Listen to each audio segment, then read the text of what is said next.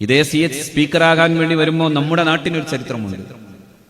നമ്മുടെ നാടിനെ മുടിക്കല്ലിലെ ആലുവായി അബൂബക്കർ മുസ്ലിയാർ എന്ന് മലബാർ അറിയുന്ന നമ്മളൊക്കെ പറയുന്ന മാടവന അബൂബക്കർ മുസ്ലിയാർ എന്ന് പറയുന്ന പ്രഗത്ഭനായ യോഗി, ആ സൂഫി വര്യൻ, അദ്ദേഹം ഇങ്ങനെ ആരെയോ ആദരപൂർവ്വം കാത്തു നിൽക്കുന്ന കാഴ്ചയായിരുന്നു കൂടെയുള്ളവർ കണ്ടത്.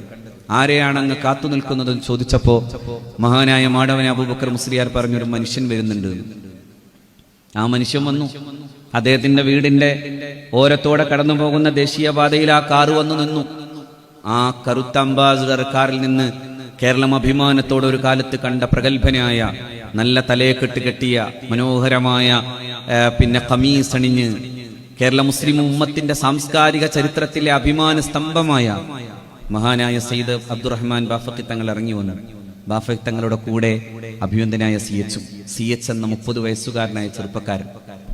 സീതി സാഹിബിന് ശേഷം കേരളത്തിന്റെ നിയമസഭാ സ്പീക്കറാകാൻ വേണ്ടി തെരഞ്ഞെടുക്കപ്പെടുമ്പോൾ ആദ്യം പോയി ഇവനെ അനുഗ്രഹിക്കണം, ദുആ ചെയ്യണം. ഞാൻ നിയമസഭയിലേക്ക് കൊണ്ടുപോയി സ്പീക്കറായി വാഴിക്കാൻ കൊണ്ടുപോകുന്നു, പ്രിയപ്പെട്ട മാടവന അബൂബക്കർ മുസ്ലിയാർ താങ്കൾ ദുആ ചെയ്യണമെന്ന് പറയുമ്പോൾ അഭിമാനത്തോടെ ഇരുന്നോളൂ. അങ്ങനെ അല്ലാത്തൊരു സമയത്ത് അവിടെ നിറങ്ങിപ്പോകാൻ വേണ്ടി പറഞ്ഞ മഹാനായ മാടവന അബൂബക്കർ മുസ്ലിയാർ. അതിനുശേഷം നേതാക്കൾ പറഞ്ഞതനുസരിച്ച് ഞാൻ സാനടുവിലെ കൊട്ടാരം വിട്ട് ഇറങ്ങിപ്പോന്നിരിക്കുന്നുവെന്ന് CH പറയുമ്പോൾ ഇവിടെ ഒരു ദുആ ഉണ്ടായിരുന്നു, മാടവന അബൂബക്കർ മുസ്ലിയാരുടെ ദുആ.